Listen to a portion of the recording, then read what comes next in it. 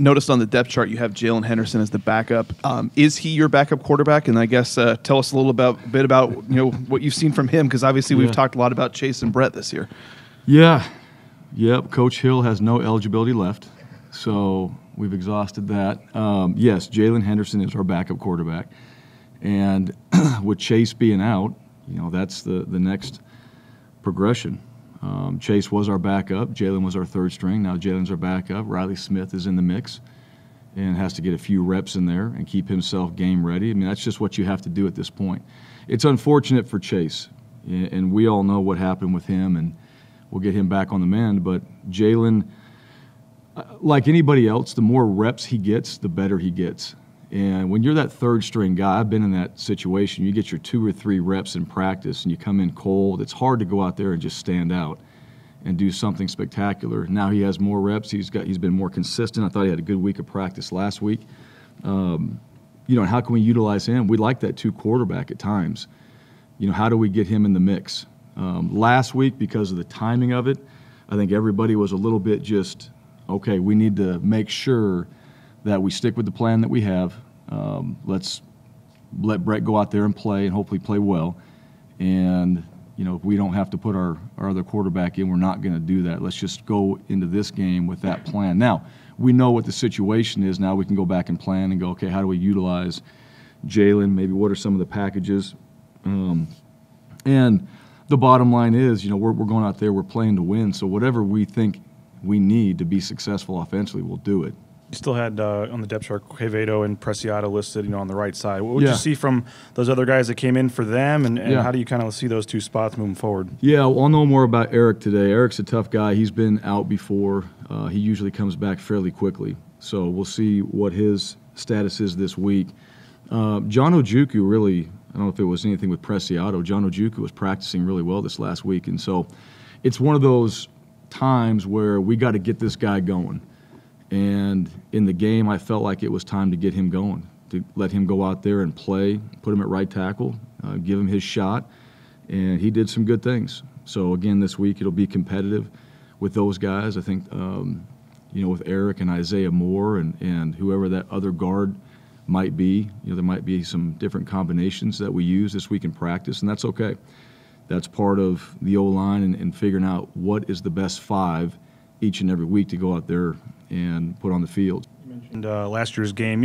What could you get? What could you take from that? Whether the rest of the last season, just moving forward with guys to be in a game where they're down 35-10, but know that it's possible to come back and win, and just maybe what that game did for the mental psyche, not only at that point, but something you can draw back to if you ever need to in the future. Sure. No, we did. We used that quite a bit last season. What we're capable of doing, and then just the one play. You go back to that, and every coach says that, but let's just go make a play. One play can change the game. We have a big run, we score. We have another little screen, and we score. And to me, I think what you take from that game, 2 things. One, starting fast is really important because you don't want to put yourself in that position. But second, coming out of halftime and just, hey, guys, it doesn't matter. Really, the scoreboard at that point, it wasn't about that. I think we were too worried about that. I think we were too worried about that when we went into the game. Hey, we're going to go light this scoreboard up. Just all these things that don't really matter, like some of the penalties that we had, the celebrations, that we don't need to spend our time on that. We need to spend our time on just our performance and what we have to do on each play as an individual and then doing it together as a group. That's really what we came out of halftime. And guys, the leaders on the team at that time, Van Der Esch, said those guys were dialed into, this is what we need to do. It's one play. Let's just focus on that. And then we just chipped away and got ourselves back into it. And really the point in that game, we threw the interception towards the end because you see teams make this comeback, right? They're making this run, and you're like, no way. Everybody watches games. No way, they're gonna make it. And then there's that turnover. It's like, there it was. There's that one dagger that just slowed the momentum. And that didn't happen. We overcame that. We overcame it. We were able to get down there, tie it up, and then we won the game. And so to me, it was more about us than anything else. Not not any disrespect to Colorado State. It was just about us going out there and just performing and playing the way we're capable of playing. What have you seen from KJ Carter-Samuels? And also, did you recruit him a little bit here? We did. Okay, because I thought so. I know Pete did. I wasn't sure if you did. So also I guess a little bit of history with him. Yeah, so we also I recruited Austin Carter-Samuels too, so his brother. Yeah. And, KJ came here. He was on a visit. Liked him. I think he's obviously thought and still do. I mean, he's a good player. He can throw it. He's fast. He's a strong kid. So, the whole process of him now getting a chance to play against him. But, we did. We were talking with him, and he was always good to us. He was fun to recruit. And, so these guys, they surface at different places at times, and especially that quarterback position. We know how that goes.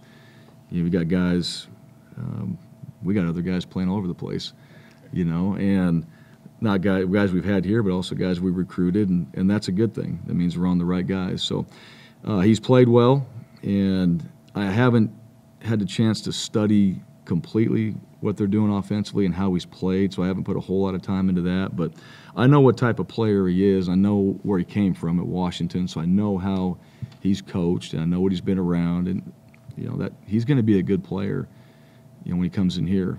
I'm curious with Octavius Evans. You just haven't quite seen him be able to get out there and play as much as maybe. And I know, is he just still trying to play through something, or what's kind of going on with him? And also with David Moa, I know his dad had said on social media that you guys had already applied for a medical. I don't know what the status of that is, but he is eligible, I think, for one under the new rule. Yeah, I think he is as well. Some of that information, I mean, again, people ask me all the time. I don't control that. But yes, I mean, that's what we would like to do and what we'd like to have happen. So those things are all underway. I mean, I'm not necessarily sitting down and writing it myself, but those things are happening. That's why we have people in this building that can take care of those things. They think about that stuff and they prepare for it.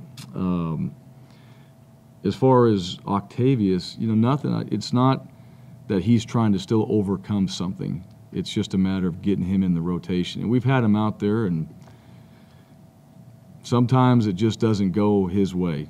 And it's not anything to do with him. We're trying to work him in, but you got other guys that have been getting reps, and they're playing pretty well. So it's a little bit of each week, who do you pull back? Who do you take out? Who do you change the amount of reps they're getting in a week of practice? And sometimes when guys are playing well and you've got decent depth, that's how things happen. So it's really nothing to do with him. He's prepared. I love Octavius. We all love him. He's going to have his time to shine.